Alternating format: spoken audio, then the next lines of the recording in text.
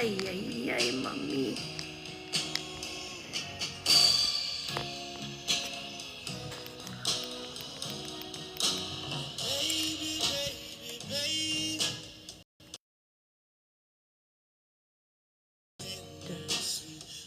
Hello.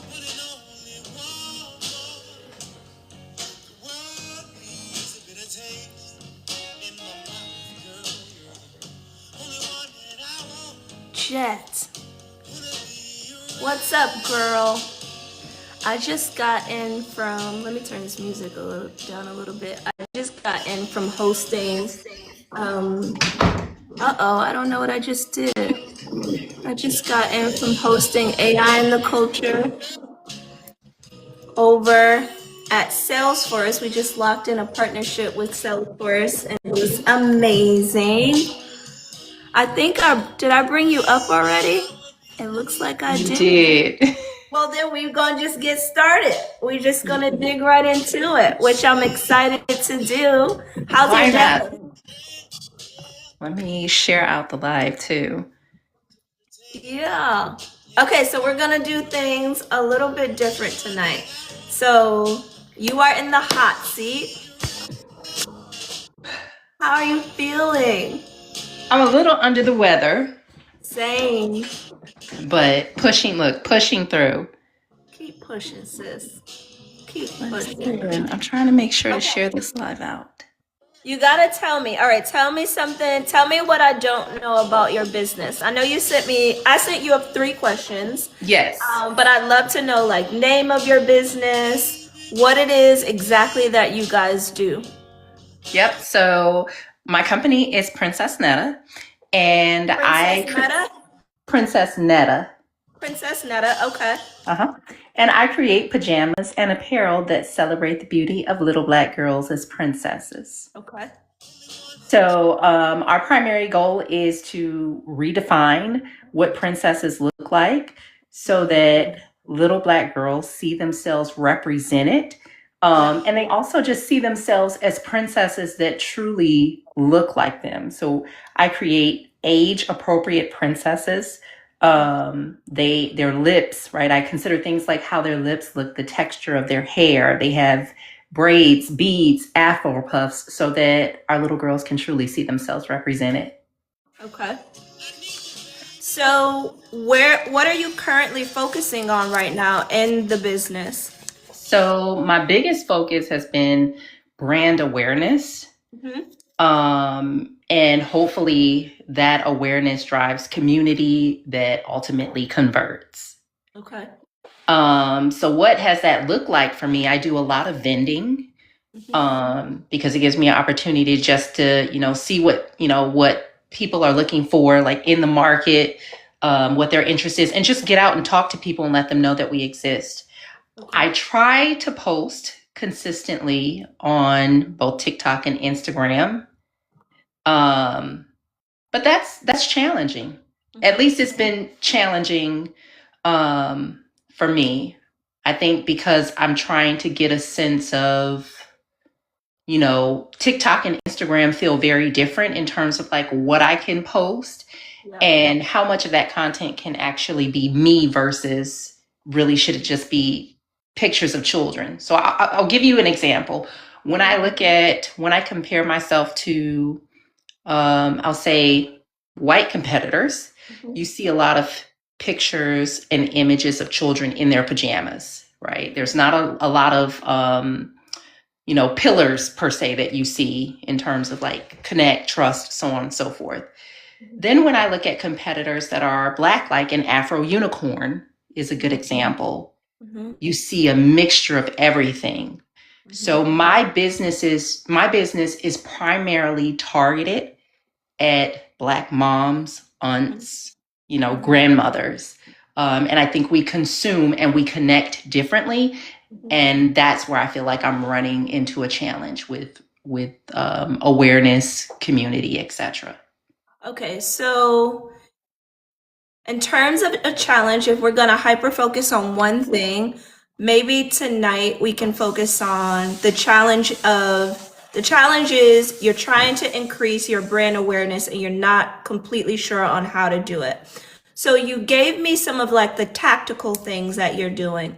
What is your overall strategy in achieving the brand awareness or increasing the brand awareness?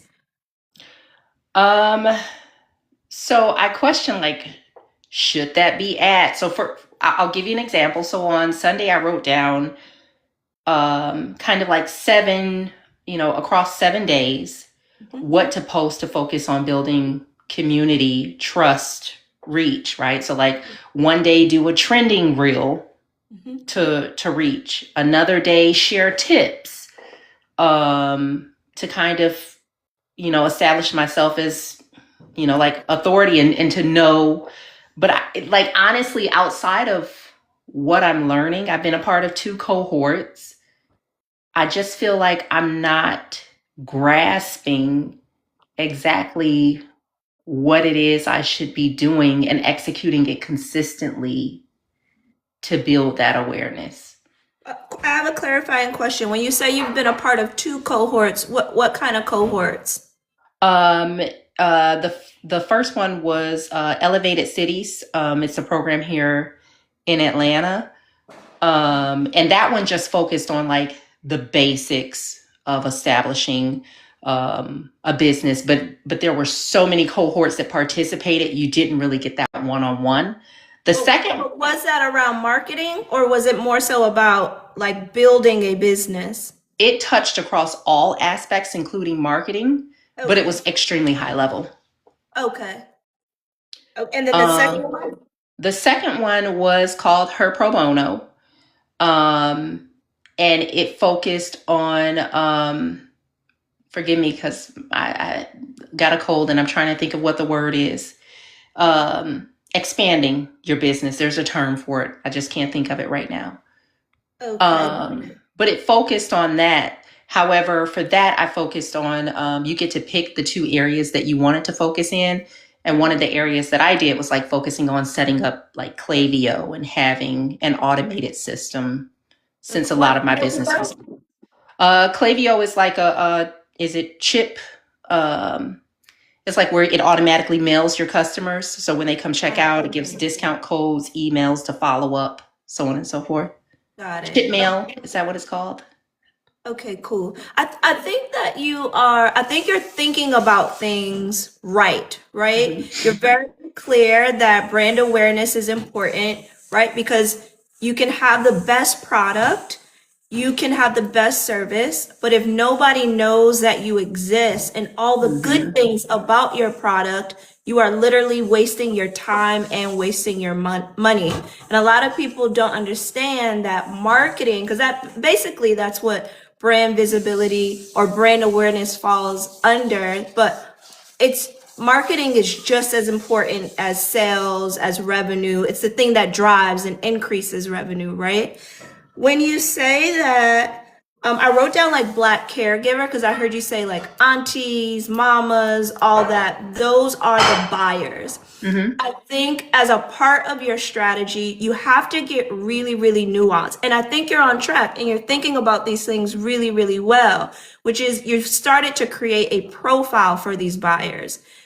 You know you need content, but where? What type of stories do they consume? What type of content what do they care about? How do you reach them? How do you evoke them? How do you move them to make a purchase? Because it's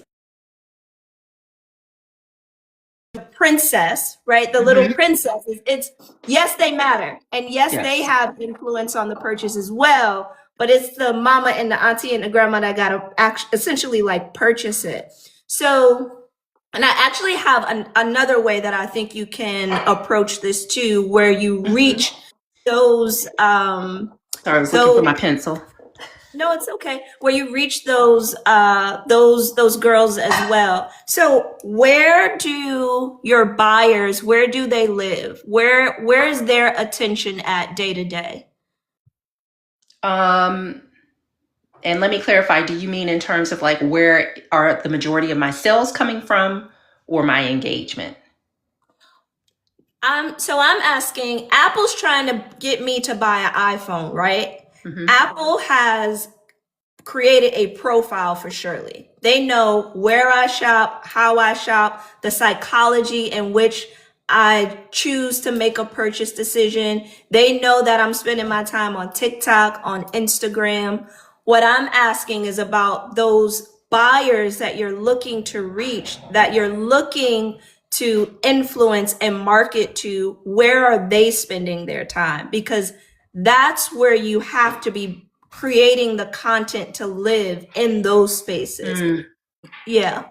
So interesting enough, maybe I'm approaching this the wrong way. Most of where my sales come from is actually from Walmart.com. Oh, wow. And so because of, I'm going to use the term barrier, because of that barrier, you can't actually reach out to the customer and say, how did you hear about me? You're not allowed to have that type of engagement.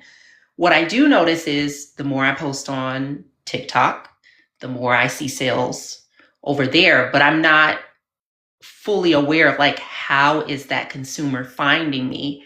Or if I should really be focusing like more in like the Google space, SEO, etc., in those spaces versus spending so much time focusing on TikTok and other platforms.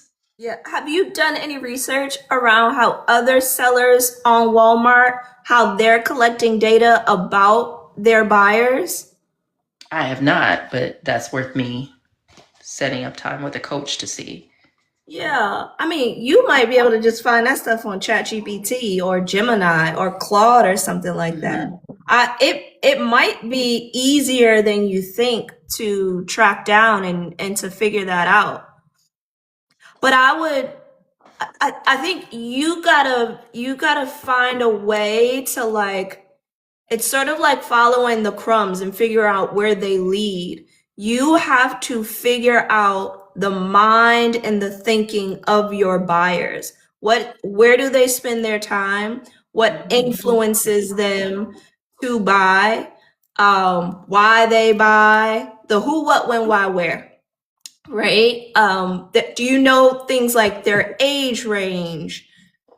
Where your customer, like the average of where these products, which region these products are often selling in? So the majority is 35 to 44. Is my consumer, and I can only go by, I keep kind of a log of where I ship to. The majority of it is southwestern region. Yeah, all that stuff matters because that's going to impact your content as well, right? I imagine, like, there's different, like, cultural norms and ideas and beliefs and styles and very nuanced things for that region. If that's where the majority of your sales are coming from, I would want to be doubling down on that as a start, right? Because it's proven and it works. But as a start, starting to double down on that and servicing that demographic, and really you have to figure out how to get data on these people. Like, data is going to, the more data you have, the easier this thing will get. Yeah. So when I talk about, like, for example, I have my customer personas. And so one of my customer personas is, like, I call her Grandma Janice, right? But when I'm looking for, like, in terms of data and how a Grandma Janice consumes, like, where would I even go to learn what type of consumer she is? Or is that just more like focus groups? Like, how do you learn more about who your personas are when... Yeah. Have you sat down and talked with a Grandma Janice? I did a focus group about 2 months ago across some different moms and whatnot. With about how many Grandma Janices were in the room? I spoke to 4 grandmothers. Girl, that's more than enough. There's a statistic that says once you've collected data from about 4 to 5, I think, or maybe it's about 5 to 6 different people, that, like, you don't need to talk to 1,000 others. Yeah, so you've done I think you have to trust the information that you have and act on that. So you did a focus group. You Mhm. had four Grandma Janices in the room. What other profiles did you have in the room? I did 8 moms. I did not get any aunties that volunteered. But are these moms also aunties? They don't, because I'm a auntie, I'm a friend, I'm a sister, in the future I'll be a mom. I only focused on, like, I did a call to, the call to action was for moms of girls ages 4 to 8. So that was the only thing that I focused on. I didn't think to ask from the perspective of them being aunts. Gotcha. Do you still have access to them? Yeah, yeah. Yeah, I would spin the block or talk to some other aunties. I'm sure you can, shoot a text to a few friends and get them Get some on a responses. yeah, get them on a quick call, and you can have chat, Gemini, Claude help you generate the best questions that will get you that information that you need. Yeah, and or invite them over for lunch, give them a Uber Eats gift card or a Starbucks gift card, and just sit Mm-hmm. down and talk with them for like an hour. But I think you have doing these focus groups are great, and you have some data. So what did you learn in the focus groups? So it was primarily 2 things. One, they wanted to see the princess on more products, Okay. not just pajamas. So that's what I'm focused on for next year, expanding that. Um, and then I'm curious as to why. I'm sorry. I'm curious as to why. Did they say why they wanted to see it on more E- products? Each of them kind of had their own. I looked for this for my child and I couldn't find it. So, like Ah. a good example was my youngest just started ballet. And one of the moms, she saw me in my shirt and she was like, I really wish you had a ballet bag. I would, eat that up for my daughter. So everybody kind of had their own focus of what they wanted to see or what size they needed my product to be in. Was there anything that was like a common, I wish you had this, I wish you had that? Like anything that Um, came up often? Smaller and larger sizes. Okay. And I hear that consistently, even when I'm out vending. They wish I had infant sizes or older girl sizes. And then one feedback that was really good was they asked, or that was conflicting. One asked for that I really told my story more. Mm. Another mom on the other hand was like, why does it have to be about color? Now I've come to the realization that she's just probably not my target customer. Was she a black woman? Mm-hmm. Okay. Um, so that was the primary feedback, which was sharing my story more, explaining, ideas of like how parents can overcome that, or like giving my real life example. So I'm a mom of 4 girls as well. Mm. And I agree. I don't share my story enough. So Why that's aren't you probably sharing your story? I like today I tried to record a TikTok and I feel like when the camera comes on, like I was on on the other app for so long. Yeah. I felt like it's got to have this certain aesthetic Yeah. versus coming over here and realizing I can just cut the camera on and talk. Yeah. And I'm trying to find, this year was just trying to show up authentic. So in full transparency, like there's a combination of things, which is showing up, right? Like I work in operations. So I got the plan. I have my brand guidelines, my brand color, my website, all that's on T. But it's like when the camera cuts on, Yeah. I'm the compliance lady. Right. So I'm like trying to just show up authentically. Yeah. And get better at just record and hit send, hit post. So that's been a biggest challenge too. And I will call out really quick.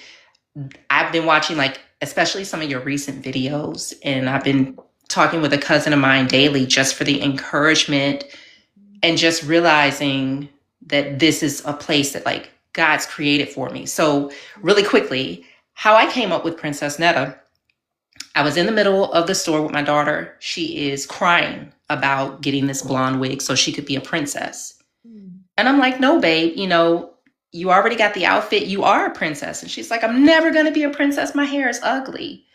And I'm like, no, princesses have beads, braids, Afro puffs. And I was like, I got to do something about this. And I remember I promised God 2 months before. I said, God, if you give me an idea, I'm not going to sleep on it. Because I always get these ideas and I never pursue it. And so this time I pursued it. And so I went in, I bought the inventory, no marketing plan. I just thought I was going to go live and sell out. And so now I've been backtracking and saying, how do I show up? Yeah. How do I create awareness? And I feel like just like I'm talking to you, I've got to get more comfortable with just talking to my audience that way. I just don't know why I can show up like this here, but not over there. Yeah, and it's okay. It's a big barrier that a lot. Bless you. A lot of founders, right? A lot of founders are experiencing, a lot of entrepreneurs, a lot of aspiring creators, a lot of, business owners. There's this thing that's up, and we all know with this, the way that things are trending, consumers are no longer just buying a product because they love the product. They want to know you, the leader of said product, of organization, of institution. They want to know that your values align with theirs, that they want to feel like we are on the same mission, right? We have the same vision for the world, especially when it comes to Gen Z. That matters to them just as much as the quality of a product. This is why This is why doing research on consumers and our target market is so important, because all that data informs the strategy, right? So one, I just want to acknowledge, yes, it is tough to show up on camera, and I commend you for just trying, right? Now, I think your next step is you have to figure out how to break through that barrier. Your story is incredible, and people are going to support you because you're honest, because your heart is in it, because you're authentic. You are doing something that's not just servicing your 4 girls. You are servicing so many other Black and brown babies who have textured hair and think that they can't be princesses, they can't be beautiful because their hair is not straight and blonde and doesn't look like the common princess on the Disney Channel, right? You are literally disrupting that narrative and you're creating a new belief system for our little babies, right? So many aunties, grandmas, mamas, all the things can hear your story and resonate with it and will rally behind you because of the work that you're doing. Because it's bigger than you. It's your 4 babies was just like, well, let me not say, because I don't want to reduce them, but they helped us get here. They are the inspiration, right? And now you're doing the work to service a community and a region and a world of Black and brown babies with different types of hair. So I think in terms of awareness, social media is a free tool. The barrier to entry is it's so low, it costs nothing. And you got to figure out up here, mindset, ways to break down those barriers so that you can take action now and start creating content for free. Well, it costs you time, of course. It costs you time and creativity to increase your brand awareness. And I would start with your story. Founder stories are like a big growing thing. And take us on a journey. Take us on a journey of how you're building the product. If you are open to, showing your babies on camera, show us how they're responding to it, what they love about it, not in a selly type of way, but in a very authentic, right? Like, bring them into the process and then bring us along the journey, and so that we can connect emotionally to what it is that you're doing. But I think you have a phenomenal story. I haven't seen the product, but it sounds like when you're sharing the product with people, there's an interest there, and they're curious about it in a different format or in a different structure, which that's great information too. It might not be something that you can do now, but you can be collecting this data, and you can let people know. Make sure you're getting them on like email list. You're getting, okay, great. You're doing all that. So you can be letting them know, this is coming down the pipeline, or this is a part of our Q4 or 2026 or 2027 goals. But like, finding a way where even if you can't give them that product now, how do you hook them in and keep them connected to the brand, to the community, right? Because even if they don't want a product now, if they like you, if they know, like, trust you, and the way that you build trust, one of those ways is continuing to show up and share your story. One, they'll stick along for the ride, and they'll tell others. So maybe they can't buy nothing now, but if they know, like, trust you, they'll send you to somebody who will be willing to buy something now. That's good. Yeah. Sometimes the goal is not a buy now, money now, client now, purchase now.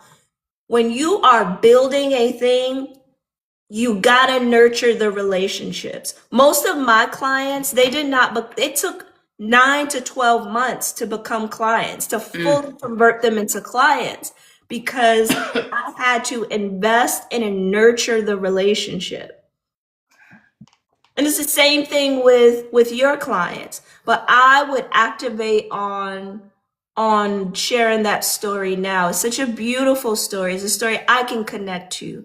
It's a story that if you Black, brown, you can connect to that story in some type of way, because we all have little girls in our lives that we love, whether it's a niece, a neighbor's child, somebody at the church, a cousin, right? Yeah. Okay, what's coming up for you as I'm sharing these things? What's coming up? So I am focused on releasing our new sets. So I'm working on Valentine's Day sets already. Okay. So working on that, and then also working on releasing a ballerina and gymnastics princess bag. Nice. Okay, I love that.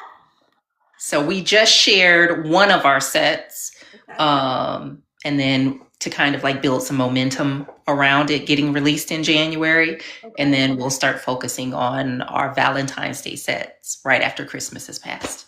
Okay, great. So it sounds like you have a strategy and a plan for product, which is great. And you're aligning them with these very national holidays, milestones, which I think is super duper smart. What I would love for you next is to really start putting together a solid marketing strategy. You have to get you could do something small that's around Valentine's Day, leading up to that. What are you doing between now and have you done anything like that yet? No. So when you talk about, of course, there are several different ways that you marketing works, promo versus so on and so forth. Yeah. So do you mean kind of I don't know, sign up free? What does that look like? Your marketing strategy? Yes. What should it be inclusive, or what should it consider, I guess? Your marketing strategy. Oh, how do I explain this? This is a really good question. I have so many things in my head.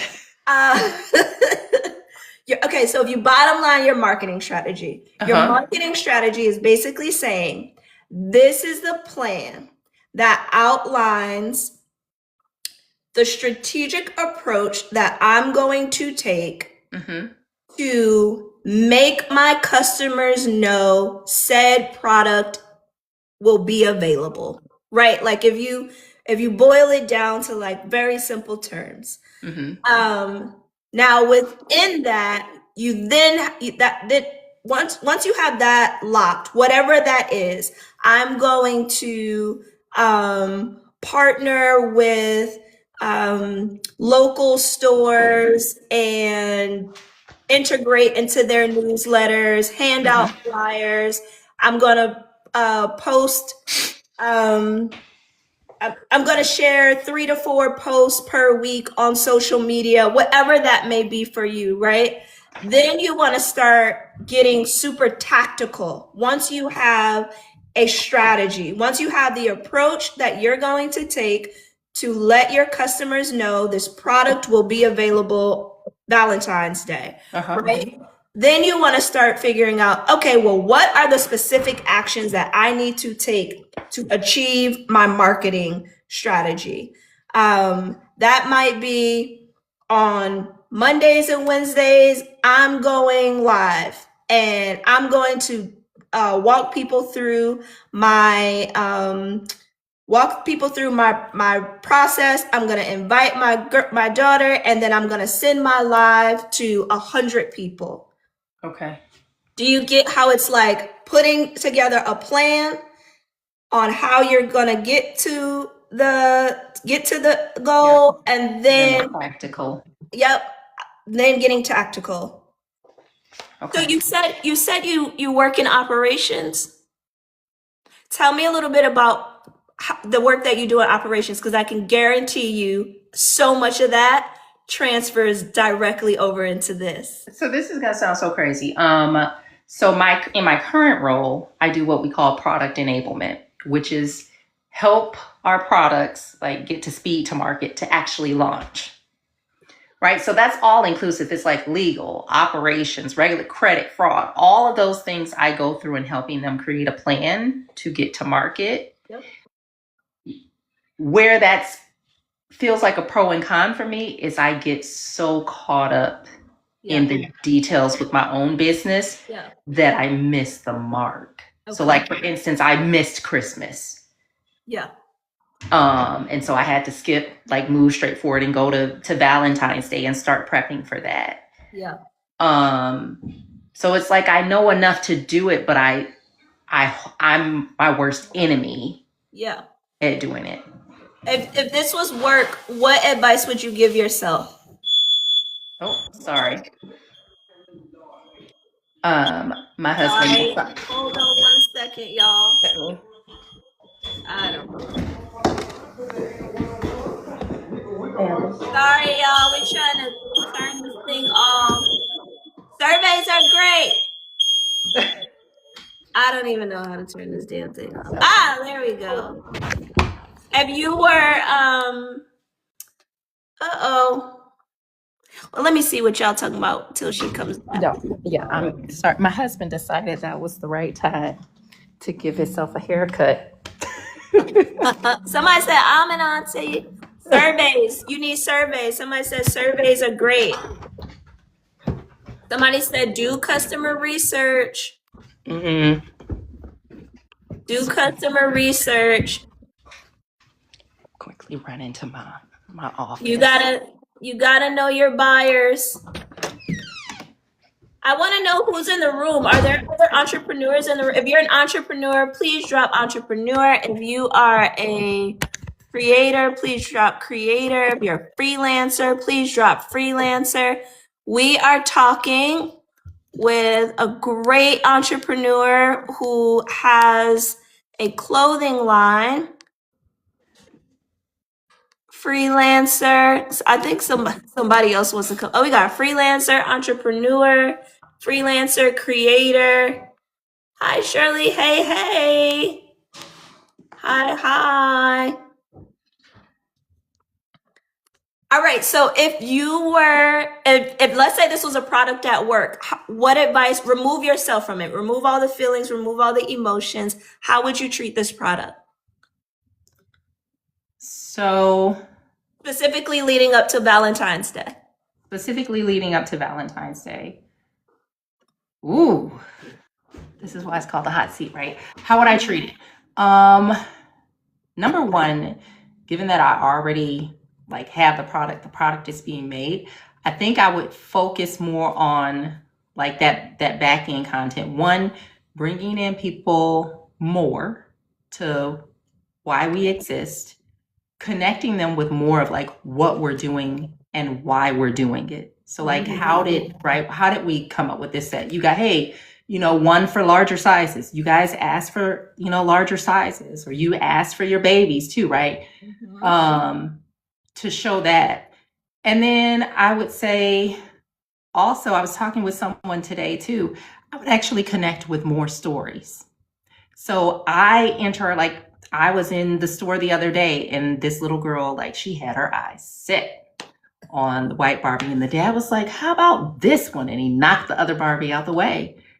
And I'm like, today was the first time that it clicked for me that it's not just about getting a doll that looks like you. Yeah. Right? It's getting something that represents the beauty of you. And kids don't make that connection right? That it's just not about, oh, because you're black, you got to get the black doll. No, because it's a beautiful doll. It looks just like you, right? It makes me think of how beautiful your curls are. So that moment connected. And so I said, as I walk down, like I really need to start focusing on carrying those stories across and stop focusing so much on, I'm going to call it cringe selling, right? And really focus on just connecting with people, why we build our products, how we got there, the designs, letting them pick what the next princess will look like. So I think that's kind of like my focus on like, we're going to do a Valentine's Day t-shirt. Help me design the t-shirt. Yeah. Yeah. Who else is doing what you do? Black princesses, I have not seen a competitor. There's Afro Unicorn, but of course they're focused on brown unicorns.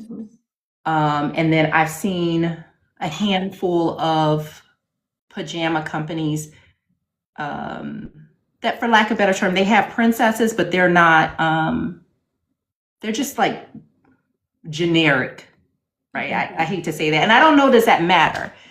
But it matters to me, right? So like, I guess my thought process in this, and that's why I question, like, am I too far in thought on this compared to the consumer?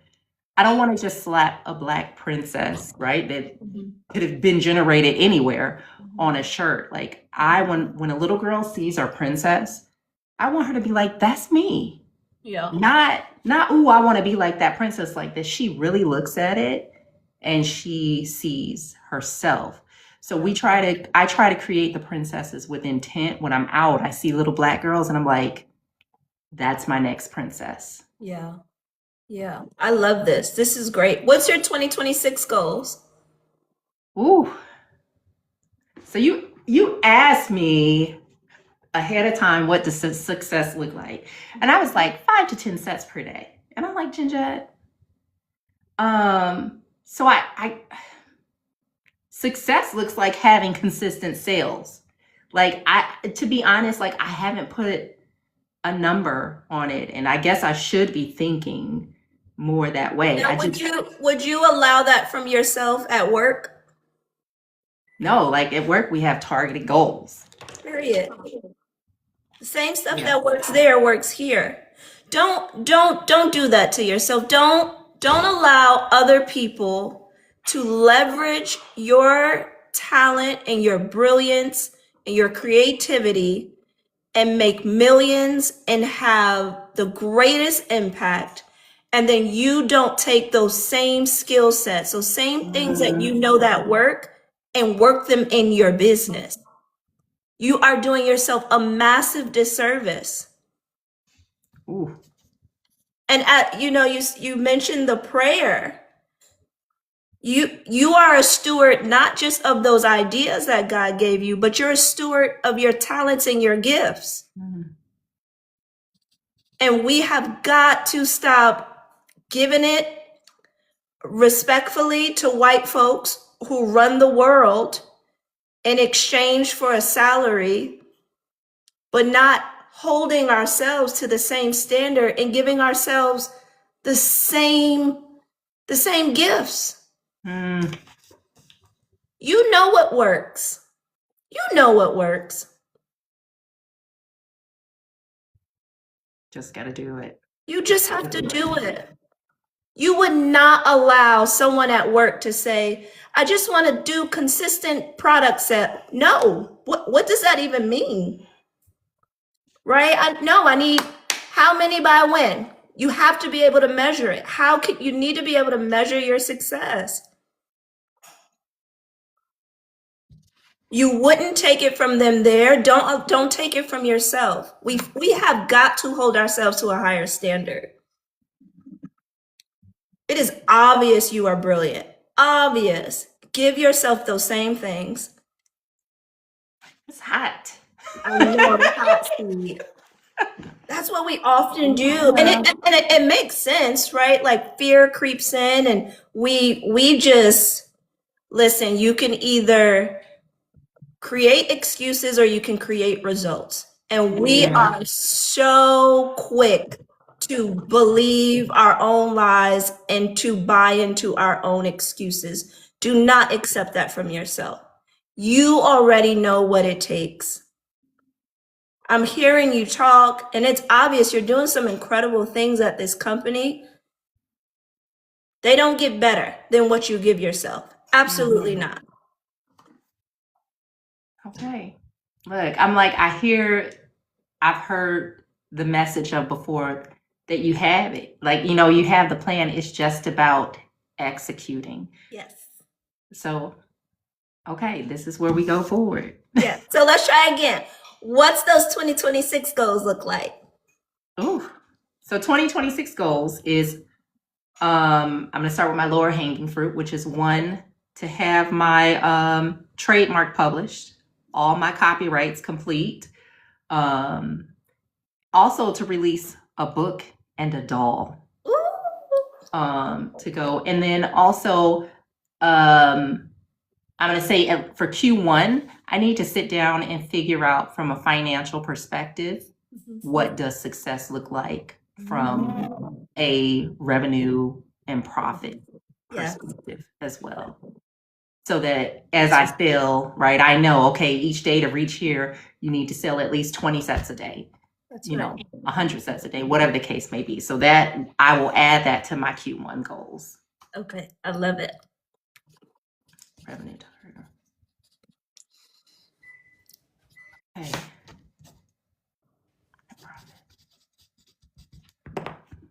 Yeah.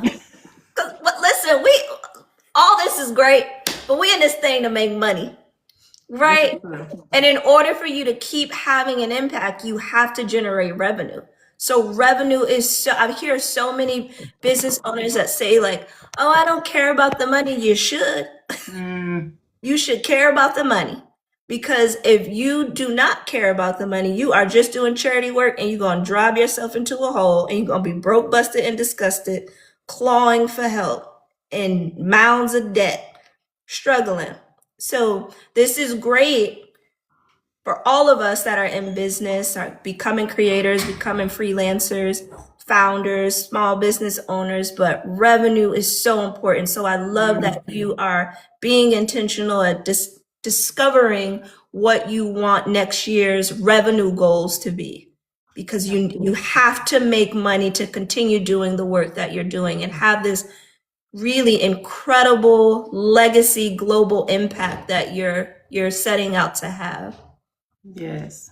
No, that's good. It was interesting you said that, because right before you said that, I was like, it was never about the money, and you spoke before I did. So and listen, it's great. It's great when it's great when ideas come to us in that way, where it's like, I just want to change the world and be transformative, and I want to do the same thing. But child, I need money. Yeah. I need money to do this work, and so do you. And money makes us happy. Yes, look, yes, it does. And the goal is to make this business the main business. So that's the goal. Yeah, I love it. Look, in case anybody's watching, though, I love my job, and it creates balance. That's right. We love the job. Thank you, God, for the job. No, this was good. Thank you so much. You're so welcome. Please, I'm following you now, but please keep me updated on how things are going. I will. I am going to actually take this upstairs and put it in my goals book on my list of things to do. And my accountability partner is on the live, so I know tomorrow morning she's gonna be like, "Okay, what did we learn? What did we learn?" I love this. I'm so excited for you. Oh, thank you. Thank you so much. Bye-bye. Bye. I want to hear, what are y'all 2026 goals? And if anybody else wants to come in the hot seat, I'll probably be up for like another 20 minutes. Anybody else want to get in this hot seat? That was good. That was so much fun. It takes a lot of, balls to come up here and say, here's my challenges. This is also one of the reasons why I love TikTok so much, is because, Nicole wants to come. Nicole, girl, you got to help me because I don't know how to do this. So maybe you can request to join or something like that. But this is scary to come up here and be like, I'm having challenges with marketing. I don't know what I'm doing. That's hard. So I commend her and I'm rooting for her. But yeah, y'all, 4 things that are so essential to building a successful business: people, revenue, i.e. profit, marketing, and sales. So essential. Okay, Nicole, here we go. Oh, Lord. Sorry, y'all. It's hot in the hot. Hi, can you guys hear me? Or can you hear me, Shirley? Yes, we can hear you. Okay, I was trying to turn camera on, but hold on. It's okay. Okay, Nicole. Tell us your business and a challenge about your home. Okay, yeah, definitely. So, I currently work in big tech. It's a contract role, so I'm rolling off my project pretty soon. Okay. I do some freelance work. I just had my first freelance client. Ironically, she found me through ChatGPT, which I think is crazy. I didn't even know they did that. But basically, she asked the engine, like, hey, I'm looking for like a young marketer who's looking for freelance work.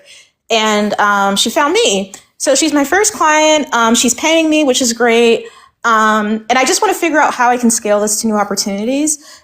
Actually, I'm going to try to consolidate this into 3 questions. Okay. I want to figure out how I can scale this into new opportunities. I also want to know how to create boundaries with her. She's a great person. And transparently, the contract isn't that great because it was my first client. And I kind of just like freeballed with like different templates to create the contract. So I need to figure out how to like create some type of boundary without maybe revising the contract. Or maybe I should revise it after speaking with a lawyer about that. And then the third thing would be to figure out how I can balance looking for the full-time role, because this doesn't supplement the income I'm making from big tech. So I am looking for a full-time role while also doing this on the side, this freelance work on the side. So how can I manage my time appropriately doing both? So those are 3 really big questions. I know you might not have time to answer all 3. So which one you feel like might be best fit or might be easiest? But yeah. When does the there's some weird Can you guys hear? Not for me. Let me see. Let's see. Oh, it's gone. Nicole, when does the big tech gig end? January 6th. Oh, so in like 3 weeks. Yeah, I have some. I'm interviewing for other roles, so I'm hopefully can find something by January, by the end of January. But yeah, this role ends January 6th. Okay, cool. All right. So has the client already signed the contract? She has. I've been working with her for about a month. Okay. That echo, never mind, it's gone. So you've been working with her for about a month. The boundaries thing. What challenges are you having with her around boundaries? Okay, so let me know again if there's like some background noise. I'm not exactly sure why because it's quiet where I am, but she'll message me random things like not figuring out how to use Instagram stories. She's an older woman. She also is recovering from a brain aneurysm. So even though she's bright, she's an author, she wrote a new book. It's hard for her to understand working online and working on computers, which is why she hired me.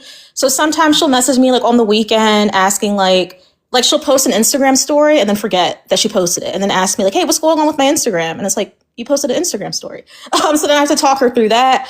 Or sometimes she'll ask me to reach out to her publisher. So I'm doing social media work with her publishers instead of directly through her. And she's such a nice lady. She knows that she's my first client. And it's almost like, I don't want to say it's charity because she is paying me, but I'm trying to figure out how to set those boundaries where it's like, I know that you're being lenient with me, but also I can't be answering texts at Sunday at 9 a.m. about Instagram stories. Hopefully that makes sense. That makes sense. What's the scope of work that's in the contract? Scope of work is me running her Facebook and Instagram. So I'm doing 2 to 3 posts a week. And then also doing her content calendar from now until March. Also doing some analytics on her end. Does the contract outline anything about communications? It does. It says a little bit about me communicating with her publisher, but not as extensive as I'm doing now. When you started working with her, did you have, I know this is like the first thing, but I'm just asking these questions. Did you do any type of onboarding? Yeah, I had one onboarding meeting, Okay. And it went well, but it was before the contract was signed.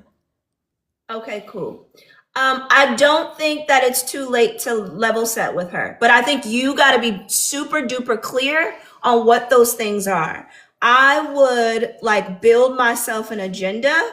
I would actually start with what are all the things that are grinding the gears, right? And this is important, especially if you are considering moving forward with bringing on more freelance clients, because every client is a learning opportunity. I like to call this like it's God paying me to be in school and learn. I get to learn, I get to grow, and I get to make money at the same time. So I think for you, it's doing an audit and assessing like what are all the things that she does that's eating my time, that's not a part of my scope. Because if you want full access to me, if you want to text me 11 o'clock at night and get a response, you have to pay for that. And I don't think that that's a conversation that you need to have with her, but I think that that is something that you have to consider for yourself.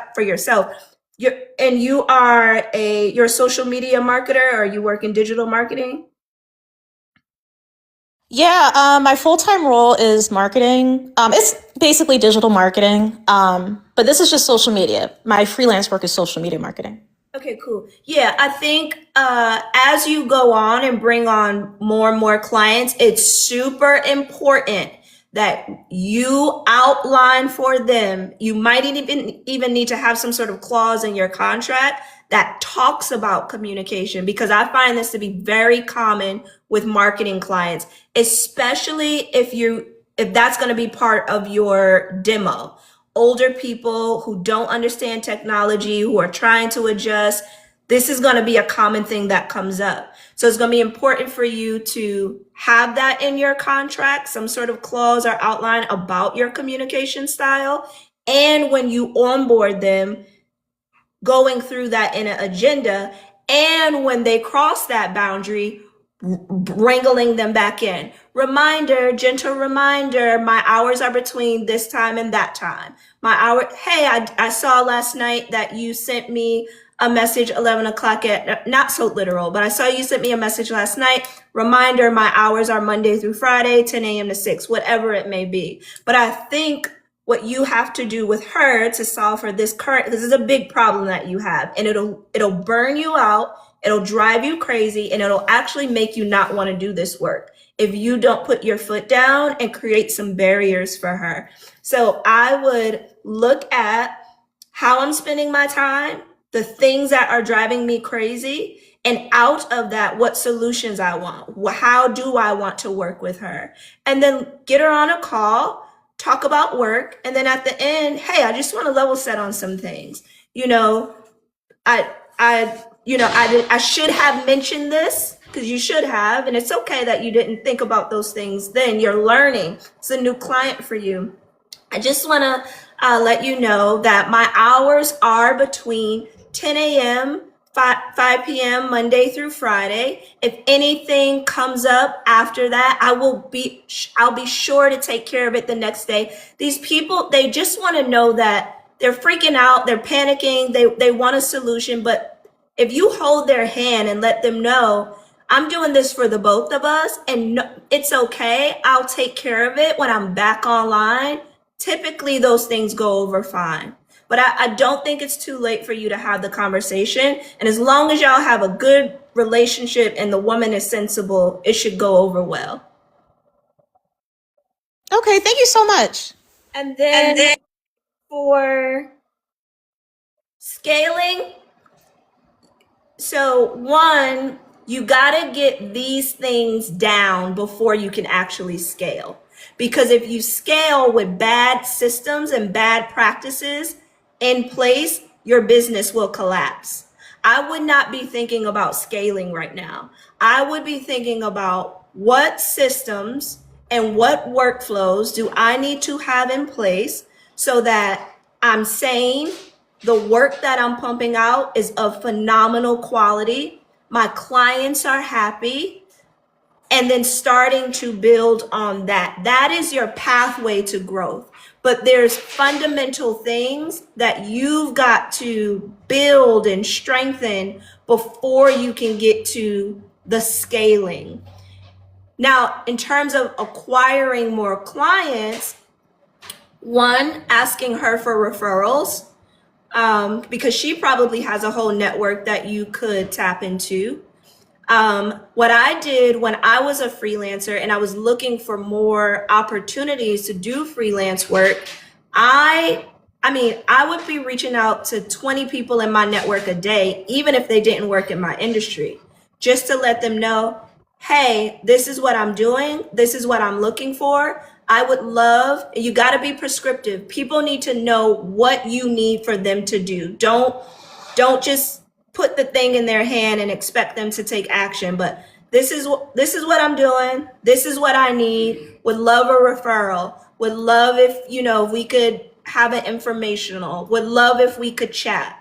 But that can be a pathway for you to acquire more clients. But you don't be so much in a rush to scale and grow, because if those systems and those processes aren't locked and steady, that is actually the fastest way to destroy your business. That sounds completely right. Yeah, I definitely agree. I do need to hold off on scaling for a little bit. I was actually really surprised to even get this client, so I'm really thankful. And yeah, I'll definitely use this to practice for future clients, hopefully later in the year or later in 2026. So. How did you get? So she said that she went on ChatGPT, she searched a young professional who works in social media marketing, and my name came up. And technically I do have a website, but I just thought that was crazy because I have no clients. My website mostly talks about my 9-to-5 role, but not necessarily my freelance work. So I literally have no idea how ChatGPT did that, but I am really thankful that it happened. I would ask Chat. I'd go into Chat. I'd say, this is my client. I would even ask her for the exact prompt, if she can remember it, and say, this is the prompt she gave. This is who I am, and you recommended her. Can you tell me why you recommended? You recommended me. Can you why you recommended me? That's actually a really good point. Yeah, I'll definitely do that. Thank you. Yeah, of course. And then your last question was around getting more full-time work. So remind me, what is it that you do in big tech? I'm a marketing manager at Meta, and I've been there for about 2 years in a contract role. But I wanted to figure out how I can focus on my side business while also focusing on my full-time role, since that my full-time role pays my bills essentially. Right. So I need to like continue looking for full-time work. But like, how do I balance those two? Yeah, I would. Which one is the one that you really, really want? Honestly, full-time work. Like, I love having the ability to do freelance, but I do love having the stability of full-time role as well. I love the clarity. Then I would treat it maybe like a 70-30. 70% of my time going towards full-time work, 30% of my time going towards acquiring new clients. Or then make, depending on if those goals shift, maybe it's 60-40. But then you've got to structure your day and your time based off whatever percentage that you set. But it's more than possible for you to do both. Okay, thank you. And you know what? I remember last week you mentioned using ChatGPT to put in like your calendar and like kind of organizing it that way. So I definitely want to try that in the new year. And I could plug in maybe like 60-40 into the prompt. Yeah. Another thing you could do is you could go into chat or whatever AI tool that you use, and you could say, this is who I am. This is, I want full-time work here. I also want the freedom and the fun and the joy of having a few clients month to month on the side. How do you think I should structure my time so that I can find a new full-time role? And if chat may say, create you a plan where 100% of your time is going to that full-time role, since your meta gig is wrapping on the 6th. And then once you get in there and get settled, because that is really the thing that you want, then maybe after that you can start to spend more time working on acquiring new clients for your side gig. But if the side gig is not like the thing that's like it's keeping you up at night, it's this burning desire, I would start out with putting all my time into the thing that I need this to pop off so I could get the stability, so I could be, cool, set, and then I can start to spend some time in some other areas.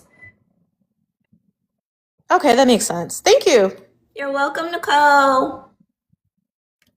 That's it for me.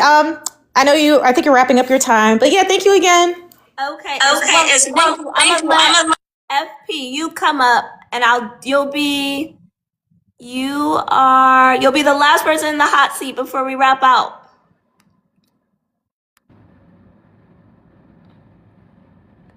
Let's see. Did this thing end, child? FP, are you still in here? If you are, you got a request. If not, it's okay. FP's in the building. Can you request to come up in the hot seat? Did y'all hear the center request? I don't see it. Did y'all hear the alarm going off in here? Ay, mommy. Also, anybody else sick? My head is throbbing. I can't wait to take NyQuil. And then I got to get a deck out for a new client. Whoo, child. What a night. Okay, I think FP is coming on up. I'm here. Hi, FP. Okay, tell me And hi, Shirley. I just wanted to say I'm such a big fan of your work. I met you in the city earlier this summer, and I just love everything you do. I went to one of your AI classes. Oh, we literally had one tonight again at Salesforce. We locked in a partnership with Salesforce for the next wait, hold on. Live will end in 4 minutes. I don't know what's happening. But we locked in a partnership with Salesforce, and we are we're there once a month now doing our in-person events. And I would love for you to come back. Yeah, I'm bi-coastal. I'm between Florida and New York.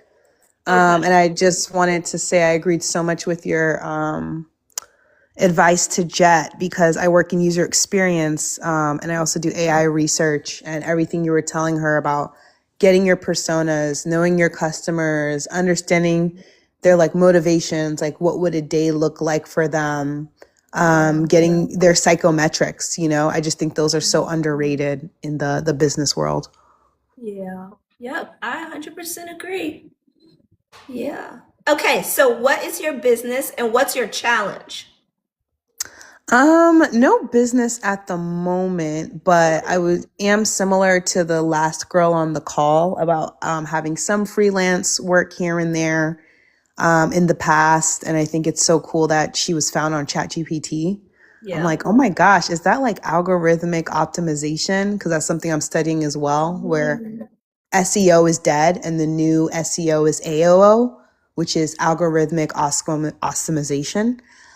So it's like the new it thing, and it's a big emerging field. So now I'm like, dang, maybe, your website and all your digital content, like making sure it's popping up in the Chat GPTs and the Geminis and the so on and so forths. But yeah, I mean, freelance work would be really cool in 2026. Okay. Everything from like UX research, which could be like looking at personas. I do a lot of user interviews. I do a lot of surveys and statistics, or on the other side, trainings, which I really do like. So I have been doing a few trainings on like AI literacy. I'm doing a lot of reflection trainings because it's the end of the month and people want to like reflect on their year. So I do think it'd be cool to partner with like orgs like yourself, tech orgs, because I'm already in IT, but also like universities. But I've just been having a hard time like getting in, so that's been the tough part. Are you freelancing now? Not at the moment, but I have in the past. Okay. What have those clients looked like in the past? In the past, I was able to work with Axon, which is like a big IT company. Yeah. I was able to do a few trainings for them on like AI and like team morale and collaboration. And then I was also able to work with a foundation in California on like community engagement and metrics and statistics in that area. So yeah, I would say like one IT and then like one nonprofit side, foundation side. You do so much. Yes. These are all so vastly but I'm also multi-layered. I'm like a licensed therapist. I'm a UX researcher. I have my PhD. So I think I'm definitely like the multifaceted millennial. Ooh, I love this. Okay, I love this. This is a challenge. This is a challenge for me. Okay, so how have you been generating income over like the past year? Mostly through my 9 to 5, like just doing the UX research side of things. And then if opportunities do come up, if someone does like want me to do a training, or I've had a few like honorariums in the past as well. Yeah. Where like folks reached out, especially like nonprofits, where they're like, can you speak on this? We don't necessarily have a big budget, but we can give you an honorarium of this or that. So that's been like kind of helpful on the side. So are you looking to leave your 9 to 5 UX research job and go freelance, or you want to keep that and you want to bring on more clients? I want to keep it for now, but like in a distant future, like maybe a decade from now, like full time, like freelance. I mean, maybe even 5 years from now. I mean, who knows what the future holds? I do like the flexibility of freelance. I like the fact that it's like project based. You just have to get what you have to get done. And I love to travel. Like, I feel like in a perfect world, I wouldn't be in the US. So freelance would be like much better. Gotcha. And how are you getting these? So what I'm hearing you say is you want to keep this 9 to 5 gig, but you want to bring on more clients and in these other arenas. How are you getting these other trainings? And I've been really lucky. I would definitely say LinkedIn's been a big one. I try to post once a week. I try to comment. I got my current job from LinkedIn.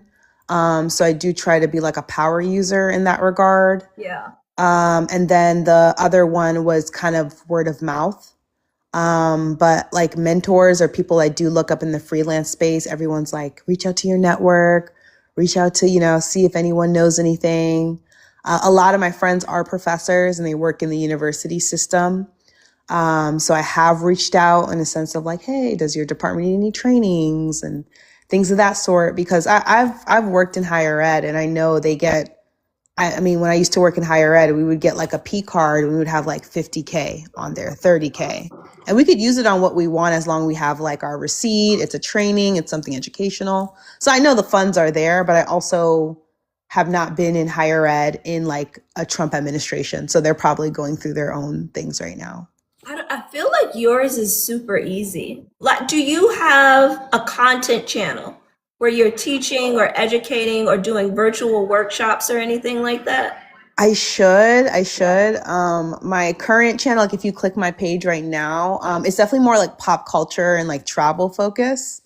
But I have gone viral a few times, and I think it's like when I combine like my like of pop culture and then my like of like psychology, because I have that background.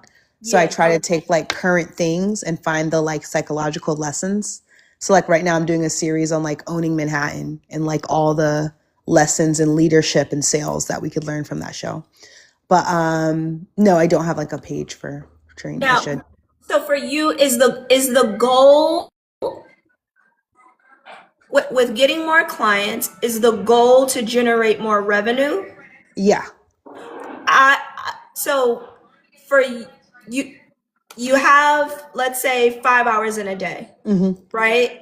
And if you're spending 2 hours generating content and all it's doing is creating virality, but not funneling into greater opportunities, essentially it's a waste of time.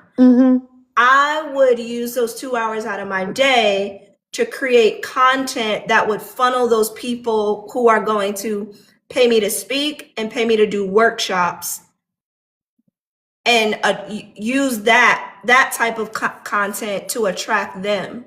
If I were you, I would like have either a newsletter or recurring posts on LinkedIn, or some sort of like YouTube channel where you are educating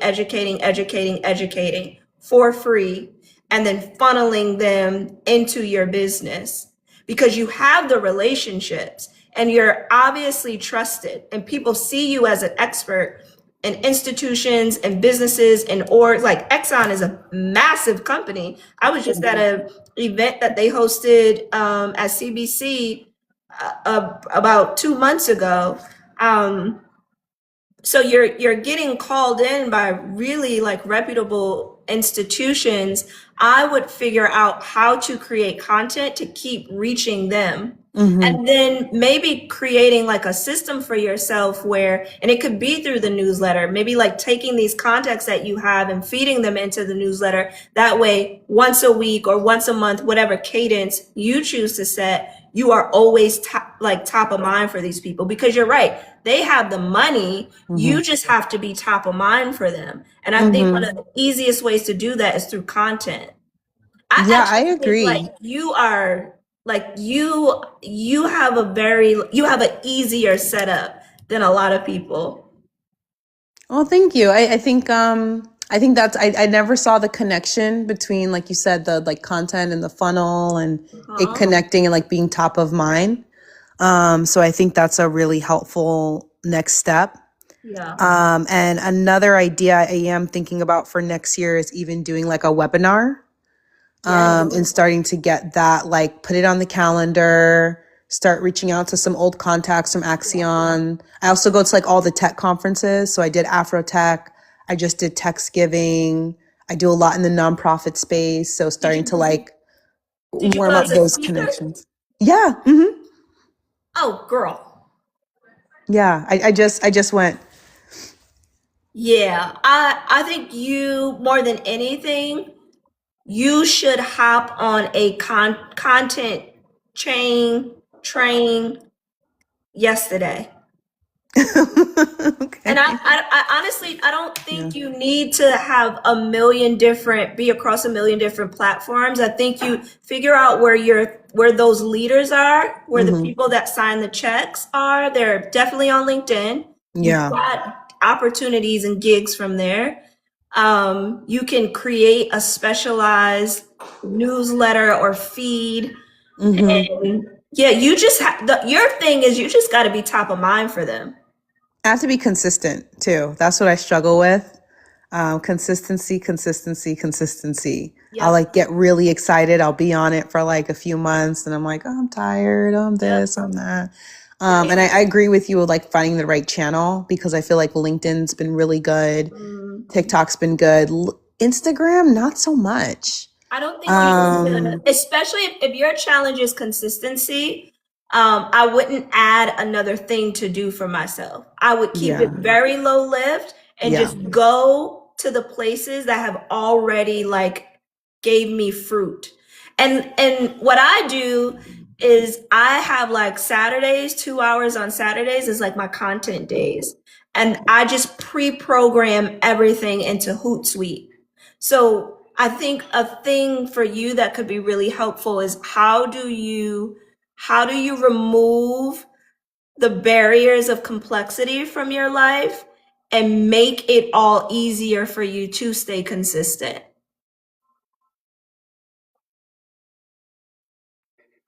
Uh-oh. Could you pre-plan it? Is it like, could you just set it and forget it? Yeah. I literally, so for my business, I have our like Instagram and LinkedIn stuff programmed all the way out through March. And then for my content, because Nicole said I love Hootsuite, for my content, because it's a little bit more relative to what's happening day to day in AI and storytelling in the world of entrepreneurship, I dedicate Saturdays where I just take all the content that like I've been consuming over the week, new things that I've learned, tools that I've tried, if I have updates around like my life and business, and then I pre-program that stuff for the following week. But you can program things out a year, 2 years, but it helps me to remain consistent. Yeah. No, I think that's a great idea. I think I'm going to give myself homework and start on it on this Saturday while winter time is fresh. And I'm doing a training on Thursday for work. Okay. And I think it has a lot of good stuff in it. I think it's a training I would love to reuse for 2026. Okay. And I'm really right now trying to get into the like wellness training vibe, you know, that December, January, New Year, New Me vibe. Yeah. But I messaged a speaker person agent and she was like, oh girl, they're already booked. You have to like think about September, like right now. And I'm like, oh my gosh, I felt like so like sad, you know? So. But that was for one place. Yeah. Yeah. Is Will still in here? Because I feel like Will should say something because this man is speaking. Oh, I am. Whoever's Stucks and Company, I'm in AI and the culture. I love it. Highly recommend it. Yeah, Will is literally like every other day he's in some new city speaking. Will, can you? I feel Help like us, Will. Help us. yeah, I feel like that's just what, girl, whatever. I feel like you are just so good and you got all the good stuff and like people would eat that up. So even if like, okay, let's say you can't get on big stages in 2026 because you waited too late. You still can do so many like workshops and you can make money off of workshops. Yeah. And the good part is I'm hybrid. So I'm only in office like 2 to 1 days a week. And I could really organize my calendar. So I have a lot of flexibility. Yeah. So I think I'll just kind of take what you said and like plan my Saturdays out. Like you said, be consistent on the content piece. I liked what you said too about like looking over the content you're consuming. Cause I think maybe because of my job, like being a researcher, working in customer data, I treat myself both as like consumer and producer. And I do feel like in some edge points, I'm like the millennial girly, corporate girly. Like I follow a lot of the stuff that I think people that follow me will follow. Yes. So I think there might be some good intersection there for me to like, hey, these are my Friday favorites, you know, or something of the sort. Yeah. One of the things that I had to learn about myself is that, and I can guarantee you probably have the same mindset, in some ways. But I didn't know that people don't consume content in the same way that I do. Like I will wake up in the morning and spend an hour and a half reading what's happening in my industry, what's happening in AI. I'll spend 2 hours learning a new tool, and most people are not doing that. So what happens is, as a result, I tend to be ahead and I tend to have information that most people don't have because I'm constantly reading and learning and taking in this knowledge. And I'm learning that I can take all those things and package it as content for other people to consume. And the same thing with, I mean, you are a researcher, you're a PhD, you're all these things. Like you have, like you just have things that most people on the planet don't have. I would take all of that and make content. Mm-hmm. Yeah, I think that's a great idea. I think I'm definitely going to take your nuggets of wisdom. I'm taking notes as we're talking. So if I'm kind of quiet, I'm just like typing my little notes. But yeah, I think that's really helpful, really encouraging.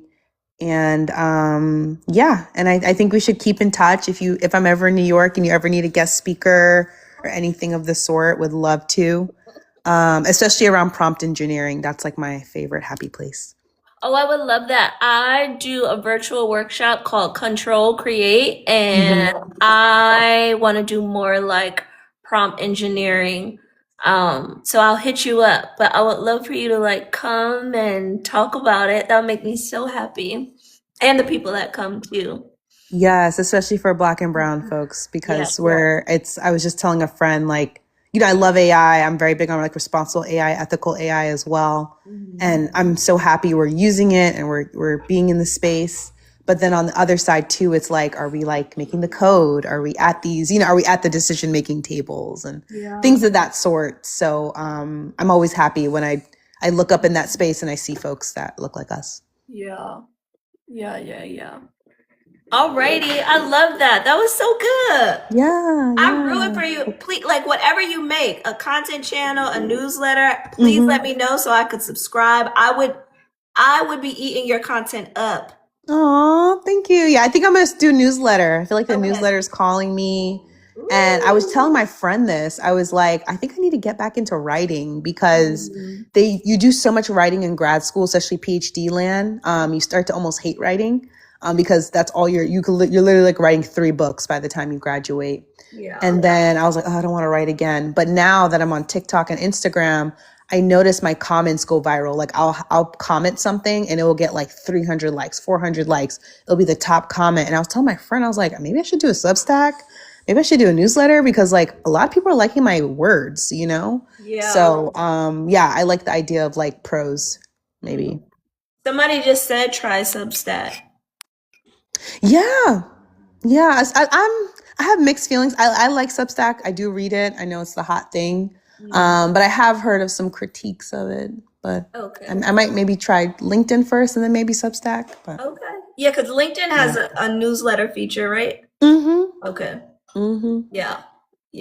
Girl, you got this. Trying. I shall come back with an update to encourage the folks. But let's keep in touch and good luck to everyone. Bye-bye. Bye-bye. All right, y'all. I gotta get a deck out. But this was fun. I will see everybody next Tuesday. If somebody wants to get in the hot seat next week, just show up or pull up in my DMs or whatever it may be. But y'all be blessed.